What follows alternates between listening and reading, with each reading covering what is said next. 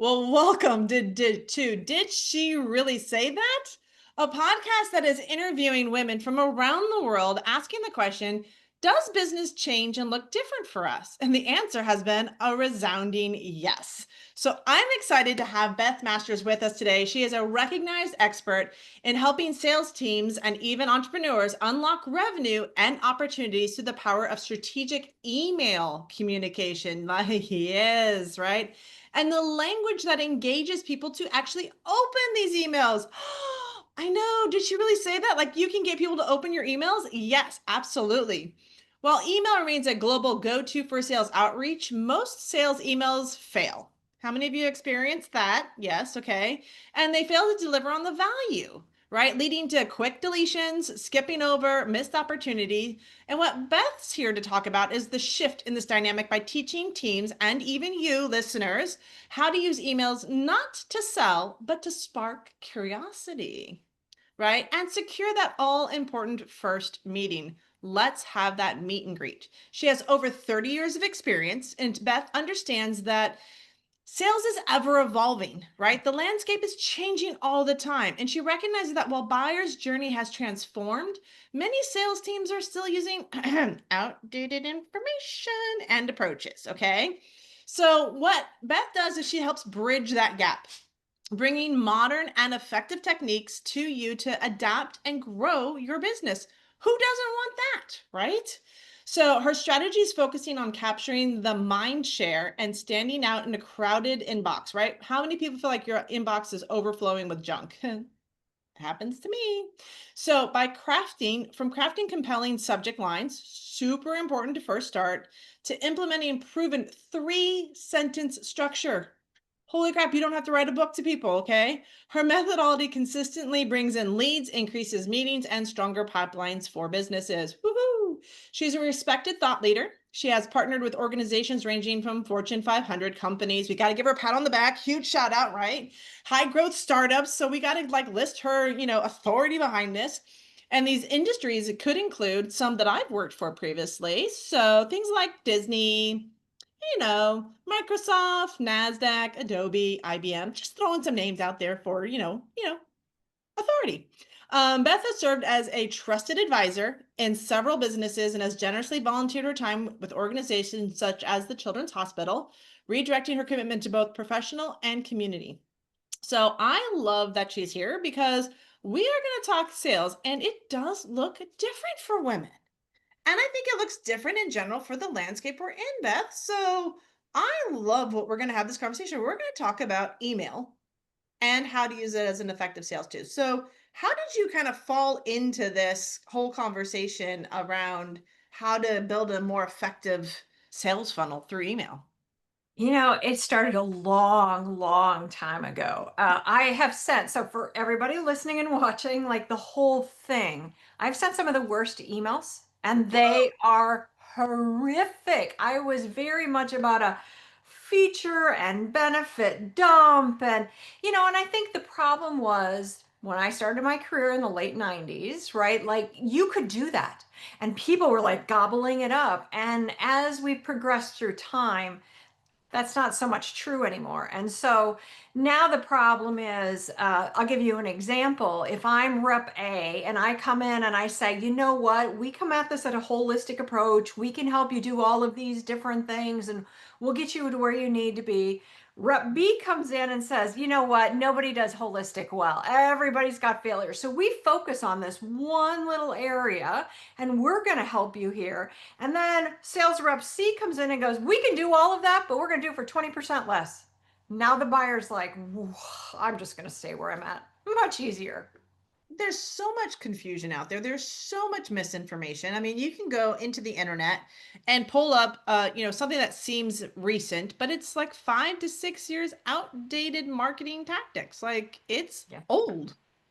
It is old, and that's sort of the problem that a lot of companies have. Mm. Someone will say, "I have done this, and I've witnessed this.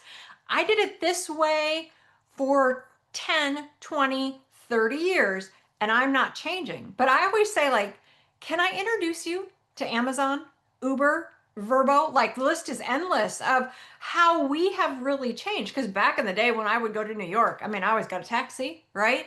I would not dream of getting a taxi now. Not that there's anything wrong with them, but we've evolved, and Uber, I feel like, feels more safe, and they can be there when I need them to be there. And, there's a tracking mechanism. So there's all of those things that have changed.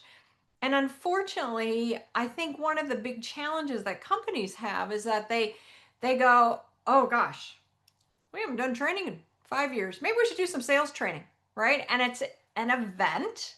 And the challenge is that that's just not probably something that's sustainable. You're going to have some people who are really going to knock it out of the park, but the vast majority of your people are still going to have a problem. Yeah. So what makes sales so hard? I hear this all the time, especially from women. I don't like to sell. I don't want to seem pushy. Why is that like the common push up or buffer Yeah. that we hit as, I think, as women and even, the men out there? It's like, I don't want to come across salesy. I don't want to just assume the sale kind of a mentality. Right. And so you just said a whole bunch of the right things right there, which was if I'm coming in and if I were to pitch you and I were to say, hey, I can help you, we do all these great things, here's how we do it, this is why we're different, you're building a wall so fast that you're Mm, like, oh, I'd rather go get a root canal. Like that sounds like a lot more fun than this conversation. The way sales has evolved and how it doesn't have to feel so smarmy is when you actually teach your prospect. They mm, don't know what they don't know. And I'll put this in my own real world. This is something that happened to me. So, of course, this was a few years ago, but in July, my air conditioner died. And so, what do? You call your friends and you were like, who do you know? And so they gave me all these referrals and I called them all. And I think it was like the first five guys showed up. They said, hey, I'm going to look at your unit. I'll come back. And they'd come to my door and they'd say, here's how much it costs. When do you want it installed? It was sort of like they felt like they had me. The right. last guy came to my house, and I will never forget. This was such a great learning because he said, do you mind if I take off my shoes and can we walk your house? And we walked every single room. And he'd ask me two questions: hot and cold, what time of year? And so I was giving him information. I was always looking up at my ceiling. I was always looking at my ventilation. And then when we were done walking through the whole house, which took about 30 minutes, so think about the difference of this guy and the other guys. He said, I'm Right. going to go outside and look at your unit, but he said, I'm also going to go back in and look at your mechanical room. Okay, great. So when he finally comes back and he sits at my table, and the very first words out of his mouth were, I am not going to be the least expensive. He goes, but I'm going to solve your problems. He goes, and I'm also going to save you a lot of money over time. And what he told me was, he said two things right off the bat that are wrong. He said, first of all, your unit outside way too small for the size of your house. So Mm, no wonder it's having to work so hard. He said, secondly, I know you built your house, but your mechanical room is all wrong. He goes, if you hire me, I'm going to rip that whole thing out and I'm going to start over. And true to his word, I don't have any hot and cold pockets anymore. I save so much money every single month, but he taught me what I didn't know. right. Right. So the value wasn't that he put the unit in, the value was what I learned. Because had I gone with someone else, I probably would end up the same problems. Small, Oh too yeah. small of unit, and I'd still have hot and cold pockets. Yeah, because they're not educating you as the homeowner on what you don't know. And we build the home or we buy the home, and there's a lot of things I didn't even for myself I didn't know. But Right. that education makes you feel like you're part of the process and not just being sold to. Yeah, and I call it fear of missing out, FOMO, right? That's Yeah, what you want to give your prospect. You want to go, you know what? I know something and I want to share it with you. And then I always say you have to lower the barrier. And you have to lower the barrier by saying, like, listen, even if you don't do anything more with us, I'm going to make sure you have this information and you can share it with your team. So yeah. now we're making what I call a relationship deposit. The more you make a relationship deposit, you may not get them right away, but you get them over time because you have looked and sounded so different than everybody else out there. Yeah, and that I think is one of the things I often see in the marketing space too is like everyone's like assume the sale. And I met a gentleman at a networking event, was on the phone, was good conversation. The next thing I know, it's like, so when are we signing you up? It was like, Yes. you haven't asked me anything like if I'm ready for this. You haven't kind of given me what your package you're designing. You just assumed that whatever package you created is exactly what I wanted. Right. And I literally just experienced that last week. I'm switching some providers for my organization, and they said, hey, if you attend this Zoom right now, we're going to give you $25 off. Well, and we're going to help you. And they pitched it as we're going to help you set things up. We're going to help you do all these things. But what it really was a bait and switch. And the bait and switch was sign up now, and then we're going to help you do all these things. It was so uncomfortable. I was like, I've been in this business a long time. That was a horrible approach. And of And course, it's still being done. yeah, and now he's blowing up my phone, wondering how things are going. Like, whatever. Like that's not how we want to do this. So, well, we kind of touched upon this. So, what, inside of this, so what is the buyers really wanting to experience? And I think we kind of touched upon it in terms of just Yeah. being, you know, not sold to, but invited into the conversation. So, how is that journey, I guess, different? Because we can go back to 1990 and early 2000, and there were a lot of swarmy marketing tactics Mhm. way back then that were being used, and they just don't work anymore. I think we've just evolved into such a more self-aware in what we're doing. 100%. And here's, I think, the biggest challenge that I'll give for everybody who's going to be listening to this is that you have to think about what do you know? And Mm, so if I equate this to a subject line, for example, I see subject lines and I joke often, like the only thing missing is a disco ball. Like you have pre-sold, you have used the wrong words, you have done everything that when, mm, we both get a lot of emails, everybody does. The very first thing I do in the morning is what can I tick off the box and delete instantly? Because I yep. already know. And so if you use your subject line to pre-sell, they're going to delete you. And so you have to find a way to invite them into a conversation. And that really comes down to the choice of words. And it's not about you, it is really about them, or it is about piquing curiosity. And so the more you can pique curiosity, the easier this conversation becomes. Yeah. So what are some of the, I guess, best subject lines kind of just and I know that's hard to say there's like top Yeah. whatever because it does change and shift. Yeah. I remember I wrote an email and the subject line was I couldn't stop staring at his and I left it off. Uh, That's awesome. and it was actually about a dance instructor because I was taking ballroom dancing and we focused on his feet and the movement and how he was like placing his foot. But the subject line had generated a curiosity behind what Mhm. the heck is, Katrina Right. looking at? But it was more of like an educational piece with a little bit of humor in there. So does a humor subject line work? Does a more intentional curiosity like kind of talked a little bit more into the subject line? Yeah, so there are words that are great. Like I love challenges, changes, concerns. I don't know why they all Mm. start with C, but I'm evoking an emotion where I want them to go, wait, what? What, like, what's changing? Or what concerns, right? And I'm going to tell you that the best subject lines are like 2 to 3 words. They're not very long. Mm. And the whole idea is you're not capitalizing every word. Like I see subject lines like every word is capitalized. I'm like, it's a billboard. They know immediately. So one of my best all-time subject lines has been requesting discount. And I had Mm. and the so I want them to go, oh, who's requesting a discount, right? But then in the email itself, I was talking about your teams are probably getting bombarded with requests for discount, and then I'm going to make a relationship deposit from that.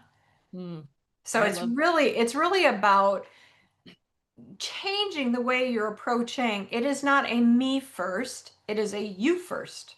And so if we can say we get to the point of you, how is it customer centric?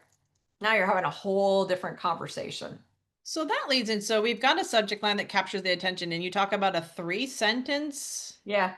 Like I've been taught, to be honest, I've been taught by a lot of email marketers over the years that you kind of open it up, you share a little personal story, anecdote kind of a thing, and then walk them through down to like an offer, an opening, or whatever. So how do we get down to like three sentences kind of a thing? Yeah. So I think there's a couple things. One, I want to say to everyone, if what you are doing is working, you just need to keep it, right? It's not like you have to get on the new way of doing things, but you got to be honest. Okay. So if you are sending a ton of emails and not getting any response or very, very low response, then you've got a challenge, right? Then you got to look at it and be honest and say, what is it? What are you going to do? So the way I look at things is that the first sentence is, I know something. So maybe there's two questions, three questions that will help them not be reactive but proactive, and not have them drinking from the fire hose. So that'd be like the first sentence. The second sentence is, I know something and I'm going to give it to you. And Mm. then the third sentence says, grab 20 minutes with me or 30 minutes with me, whatever it is. And I put in a calendar link. I don't ask them if they're going to have a meeting. I tell them to grab time with me. It's more directive. Now, where people go wrong is they go, I sent an email, they weren't interested. No, no, no, no, no. You have no idea what's going on in their world. You don't. Maybe they've got a crisis going on at work. Maybe there's something going on in their family life. Maybe they've got a health issue going on. And maybe they just don't trust you yet, right? Mm. So having consistency and help in saying, I know things, or sharing insights with them that will help them understand that it's got to be consistent. I mean, I think I read recently, like it's 16 to 18 touches before someone will get back with you. Now, here's my belief in that.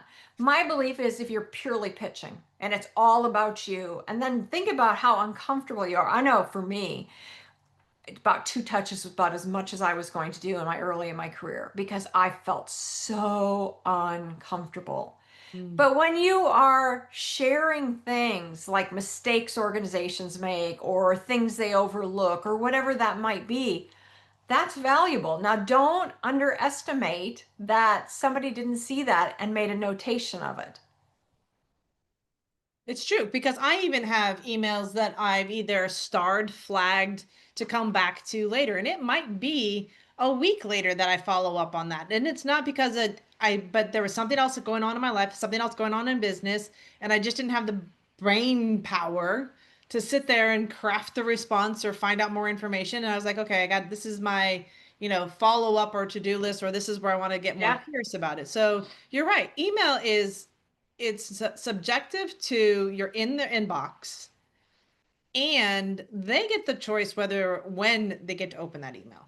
That's exactly right. And I also want to be really clear that email is not the only form of prospecting. It is a tool in your process, but you have to sort of master each piece of the process. And I'm just focusing on email. And I think also when you think about the email, a lot of reps love to do it because it feels like sales activity, but they're doing it in such a horrific way that it's all about them. And when I talk to companies, here's something really interesting, and I want your listeners to think about this.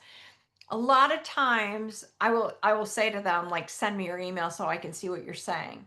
And so when I look at that email, I'm like, oh my gosh, there's nothing in this for the prospect. And so when I talk to them and I say, tell me what you really want to say. Like if there was no guardrails and you could just say, and I'll be like, that was fantastic. You just Mm-hmm. can't say it that way. Let me show you how to say it in a way that the prospect will be like, oh, that was valuable. And that's the key. You want to be valuable to that prospect because today it is likely that your competitor is not your competitors.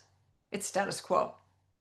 They just are happy to be unhappy. And so it's easier that they have containment around their unhappiness. So a part of that question that kind of popped up in my head as we continue this conversation is how is AI impacting your business? Are we using it as a tool? I mean, I get so much junk Yeah, out there that tells me that AI can write all my emails for me right. and so let's have a real conversation around Yeah. that. Yeah. So I always kind of giggle when someone says that, like, yeah, we're just going to get AI to write our emails. And I'm like, have you tried it? And what I find when I've gone out to do it is they'll be like, hope you're having a good day. I call that wasted real estate. You have a nanosecond to get their attention. And if they start off with something that's going to waste real estate, and then AI is just really trained to do a feature and benefit dump. That's what they do. That's the way they write emails. My goal in when someone writes an email is that it is customer centric. I am going to give you something. I'm going to teach you something. I am going to make you better, even if there are no next steps for us, right? Like I have been called by some people like I'm professionally persistent. They're like, we really like you. We really want to do something with you. The timing just isn't right. And Right. so that's why when it comes to AI, I have yet to find some. That's why I created my own AI agent where you answer a few questions, it spits out 5 subject lines that you can select from, and then the email. And it will always be based on your insights because you have now fed it. Now it's getting smart on your stuff. So as you create more and more emails, you have all this stuff to pull from. Well, and I like how you say that too, because I think a lot of people go and they treat AI like it's this going to do it all for me. But what you just said, which I think is brilliant, and I want everyone in the audience listening to this, all my listeners, is that you have to feed it. You've Yes. got to, you're literally, it's like training another employee in your business. Yeah. You have got to put in the work so that it understands you. So that is a huge piece that often is missed in most Yeah. training out there. 100%. They don't, this is what I say about AI. AI is about as mature as AOL was in the 1980s. And it will get smart and it will get better. It's just not there yet. And there's a lot of companies, I won't name these companies, but they're like, we have to use Copilot. And I was like, how's that working out for you? And they're like, yeah, not so good. But Mhm. and I fully understand why they're doing it. They're trying to get containment, especially now. I'm sure you've seen the videos on social. I'm like, that's not real. But there are Yeah. people who believe it's real. I had a guy message me the other day. He goes, that picture was AI, right? It's like, yeah, there were some telltale signs I noticed.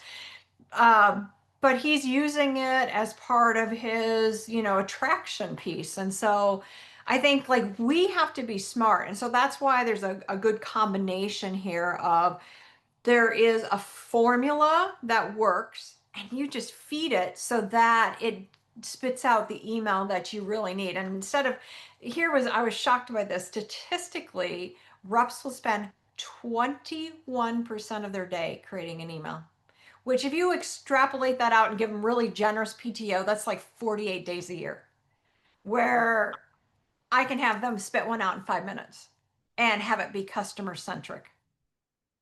And I love that because it is customer centric. It should be focused on the customer. I get emails every day that says, "Oh, are you looking to grow your business? We can help you." Do you Right. know what my business model even is? Right. Right. I totally agree. I think like people just shoot from the hip and it's sort of that spray and pray. We've heard that for years, right? Where I'm just going to send as many as I possibly can rather than being very strategic.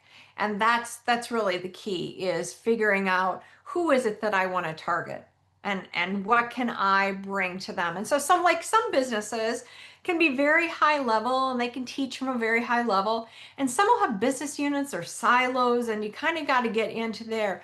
I think it's what I have found, what my experience has been is like I don't have to be so custom to this person. And here's the thing I want to say about that. Every sales rep is always trying to figure out like what's their pain point. I Mm, have no idea. I really don't. This is where the mind share and the relationship deposit come in. You have to play the long game with them, and you have to be able to say like I feel so good. So like I have a million conversations that go nowhere. Do you know what? I feel great after those conversations because I didn't pitch them, I didn't sell them. And I can hear some of your listeners sort of like, yeah, but I got a quota to hit. You do enough of those, you're going to get to quota no problem. yeah. But you have to be able to be willing to share. And then I'll tell you the other side of that I get sometimes is reps will go, yeah, but now they're going to take it back to my competitor. Go ahead. They're not prepared. They don't know what you know, and if they do, and listen, will some of your prospects stay with your competitor? 100%. They absolutely will. But they're doing that already, so Yeah. you have nothing to lose.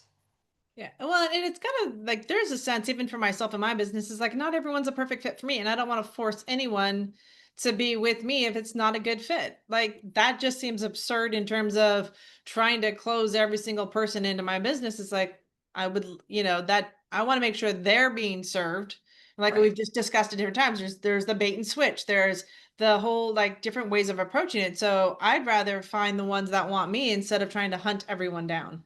Yeah, I totally agree with that. And I think like with maturity comes knowledge of like, I would rather go to bed happy knowing that I have the right customers than this customer over here who is making my life miserable. And I'm really clear with that, like it's important to me that there's authenticity, that there is the right support, that this is not just about gaining a client, but making them successful. And I just think that comes with time. So I do have a question that kind of popped up for me. So when we're talking about email, we're talking about marketing, we're talking about companies, there's always a list. Mhm.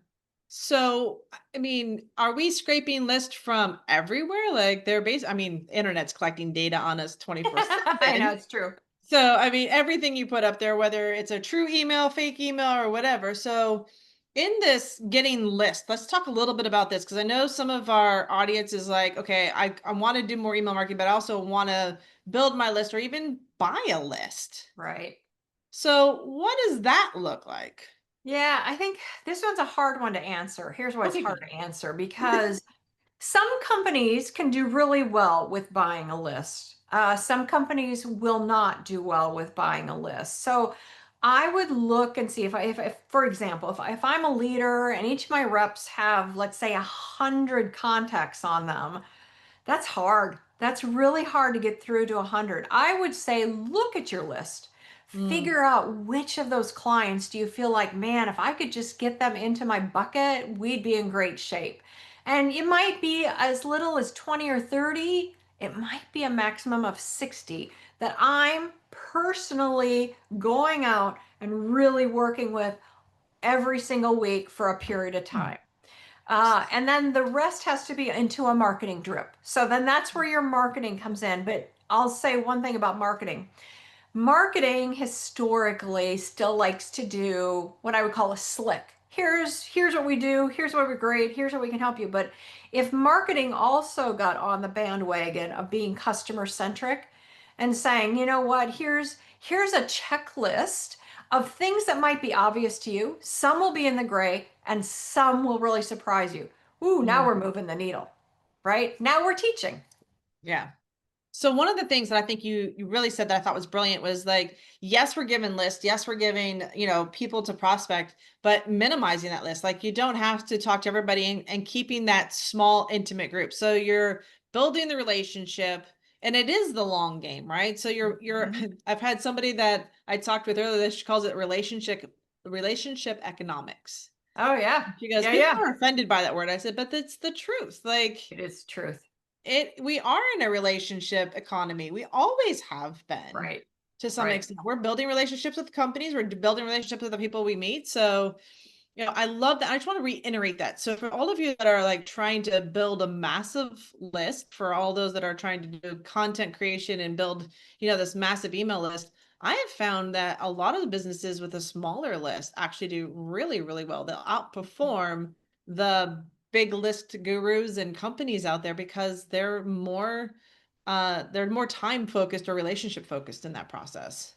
I agree. And I think there's one other thing that adds on to exactly what you just said there, which is this. Let's just use easy math. Let's say I've got 10 deals in the pipeline. Each deal is worth $100,000. I need $1 million to quota. Nobody closes 100%. I mean, exceptional reps close 30. The average is about 20, right? And then for your C players, it's going to be even less. So if you think about that, you need 3x your pipeline. And, we just get, as salespeople, we get happy ears. We're like, oh, we had a great conversation and they're going to do something. But the reality of it is, there's so many hoops to jump through, depending upon what you're selling, how many stakeholders are involved. Like, there's just a lot of things. And so being able to have more opportunities in the pipeline, knowing that's and having the comfort and the confidence that they're going to Mhm. follow, okay, we still have enough. So let's talk about email follow up. Okay. a little bit. So, Yeah. because there's the introduction. So we've gotten them on, we've had a call with them, we're building that relationship. So let's talk a little bit of that email follow-up strategy because it is part of the long game. And I think Yes. we touched upon it in terms of like teaching them, educating them, being in there. So you Yep. talked about 16 possible touches, Uh-huh. which I remember back when I got started in the early 2000, it was like seven, right? Yes. And Right. so we've literally like quadrupled that almost Uh-huh. to this point. So talk to a little bit as like as a sales rep, as somebody that's bringing in, income for your own business, for another company. What does that relationship kind of look like through email? Yeah, so there's a few things there. First of all, stop using the word follow up. Ooh, Stop using the word connect, right? What you want to do is, I would say, through the entire sales process. Now, again, I'm really focused on email, but through the whole thing, you need to be creating value. You always need to be teaching them. You're on top of the mind as long as you're having a conversation. The mm, minute you've left the building, you are no longer top of mind. They got other things going on. So if you can continue to say things like, uh, just ran across this article, and I really believe that based on what we talked about, there are some nuggets here. Here's my trick to this, though. They're never going to read that. They're not going to read that article, much as they want to. I call it the black hole file. That's where they put it, the black hole. So what I say to them is read the article for them, get 3 points out of that article, then indent it and color it purple. And then in the email say, just look at the 3 indents that are colored purple. You'll know exactly what that article is about. But oh, by the way, if you want to read the whole thing, I have attached it for you here. I am literally just giving them some information so that so I can stay top of mind. And they go, oh, that Beth, man, she's valuable. Like, I really, like, okay, I got to get back to that project. okay. So one of my curious questions, why purple? Just because it's very legible. Okay. So in my Google thing, I use purple because it's dark, it's very legible. I have played around with other colors and it's harder to read. And so purple just be by default for me. One, it stands out. Two, I can call it out. And three, it's legible. Okay. I hope you all took that tidbit away because I have a feeling I'm going to see more purple in emails now, and I'm super excited about that because that is the process. So you talk about as we're going through this, and I know we're kind of wrapping up here on time with you because this has been an amazing and I love this conversation. We talked about why the long pitch doesn't work anymore, really being concise in that original email. Is there any language, and I know we touched upon it, but is there anything else you want to add? And I really want to know, wait, I'm gonna back up a sec because I really want to know why we don't use follow up and connect. I really want to Uh, know why to remove that. Because I use the word, I look forward to connecting with you as part of my like introduction or like when I, meet somebody when I get that calendar link sent out to them. So what is the turn off on that? I'm just curious for yeah. myself. So when you say following up, that's all about you. Okay. Right. It has nothing to do. So the word I like to use is reconnect. Like if and I will not put that in a subject line. Again, the subject line is I need to pique their curiosity. Okay. So I might say so like let me think about this for a second. So I've got a prospect and maybe they went dark because we've all had that like great conversation and then all of a sudden gone. So maybe my subject line will say changes in environment. Mm. Right. And then I'm going to say, "Hey, I know we haven't yet reconnected, but this came across my desk. I think it's going to be highly valuable for what you're trying to accomplish." Just look at the purple, right? And so on and so forth. Because I need to take it's not about me. They don't care. I mean, I remember trying to buy a car once. It was so long ago. And this guy he says to us, um, if you leave, I have 0% of chance of selling you a car. But if you stay, I got a 10% chance. I was like, you got zero, dude, after you said that. Right? Like I was completely done at that point. But so when people get emails and it's all about you, well, then you've already lost. You have to make it about them. So continue to reconnect with them, not just follow up, but reconnect with them. I do Right. love that phrasing for it because it sounds more authentic, to be honest. Hmm. And I think that's really where what we're looking for. So for those of us that are out here that are pitching, which we're doing a terrible job at, right? Because you said don't pitch. Yep. Everybody, you've heard Beth say this about a thousand times during Did She Really Say That? She's literally constantly telling you, don't pitch it, provide value, right? Lead with authenticity, be your true self, and make it about the customer. Right. Teach That's them. really where we're at. Right. You have to teach them. You Yeah. have to say, like, I just know these things. They could be things from experience. They could be things from surveys. They could just be things that that client would find so valuable. But if you do not teach them and show them that, then you're just like everybody else. Hmm. It's a kind of reminder. It's a good reminder for me, Beth, honestly, because there have been times in my email marketing, it's been up and down. There'll be times when I'm really in that space. And then as business transitions or things change, I get back into like, oh, I'm coming back into your email box because my life has changed. And they really don't care about that, Right. right? It's not valuable to them. Right. And it's just a dump for me, which is, Exactly. thank you for bringing that back to my attention. Because I think that's a self-awareness of what we're in business for, is being self-aware that it's not about you, it's about how you're helping or providing the service, or you're out there to make a difference for them Yeah, and in that relationship. So I have emails that probably could use some help. So I know you have a gift out there for our audiences to I do. receive. I So do. let's talk about what you're gifting and what they can receive from you. Yeah, so here's what I really love. It's all about awareness. And I go back to if something's working, you need to keep it because there's not just one approach. It's not like it's the X approach this month and next year it's that approach and the back and forth.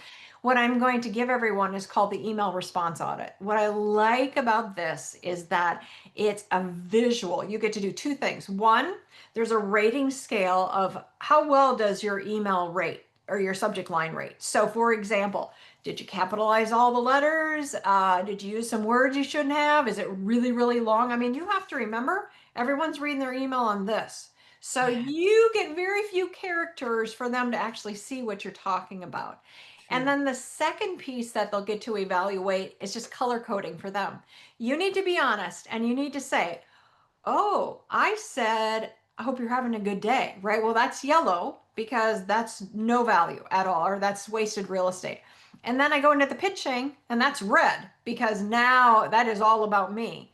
And then, is there any green in this? Am I doing anything in this email that shows that I'm teaching them? And then you're going to get a real look.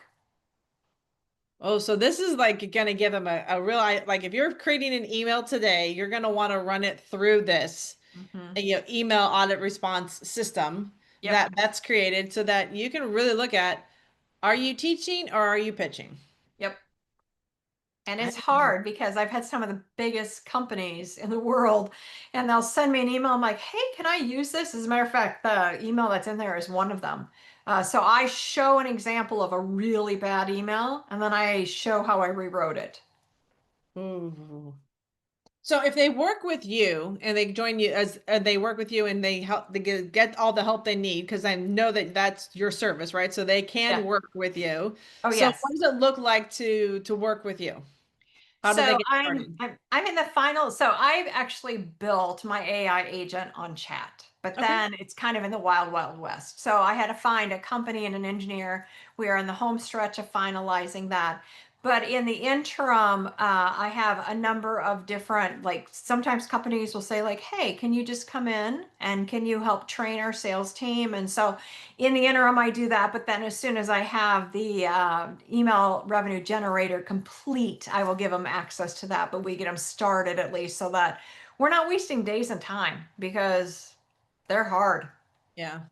So for those that are listening, and Beth doesn't have this launch yet. Now, at the time that we're recording, we don't have a launch, but it could end up at the time that this goes Yes.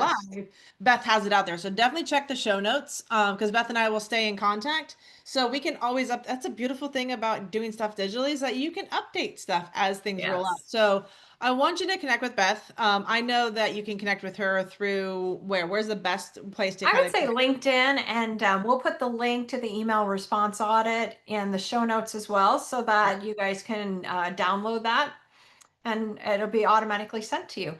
Yeah, I love this conversation because it's authentic and it's a good reminder even for me. And I know as more and more women step into this workforce area of sales and they don't want to feel icky, this, ladies, is how you build relationships, which is Mhm. really, I think, for a lot of us women, is where we want to be, and not just trying to get somebody to buy something from us. Like, I definitely feel that shift in the air. And this is why I love this conversation. And it's so, I'm going to use the word aproposly timed, because this is where we are at. And this is really where this is the conversation. So I want to thank you so much, Beth, for being on with us. Is there any, okay, my last question before we pop off. What is your favorite way to self-care? Ooh, I think for me, self-care is about journaling, because I can take icky feelings and put them on and literally put them on paper and say, like, I don't want this in my body, so I'm going to write it down here. And then there's a couple of new things that I've been doing. One is I write I declare statements. So Ooh. the I declare means that, money magically shows up to me, or clients magically show up to me, or I don't have to think about where they're coming from. It allows me to be really creative. I use like the initial B in my name, and I draw little squiggly lines around, and I think like that's the attraction force. That's when I think of a B, I think about the squiggly line. And I've taught people for years, like, if you think about a still pond and you flip a rock out into it and it ripples, like, what's your ripple to the universe? Is Mm. it all anxiety and worry and, things not going right? Or is it love and caring and generosity? I love your self-care. I might have to adopt some of your self-care I into love my that. life. This is beautiful. That's why I asked the question, because it's always a different response. So thank you Awesome. again for your Oh, time and thank you. attention, for being here on our podcast. Did she really say that? I have a feeling she kind of shocked you a little bit with what she said. And I love that about Beth. So stay tuned for episodes. If you do enjoy this, give us a 5-star rating. You don't have to, but we'd like to hear from you. Comment down below, and definitely connect with Beth. This is where I invite you to really connect with our guests and get to know them, follow them, learn more about them, and build that relationship with them, because you never know when you might need Beth, or you have somebody that you come across that could benefit from what Beth does. And that is the collaboration we bring to the world. So thank you all for joining us, and we'll see you on the next episode.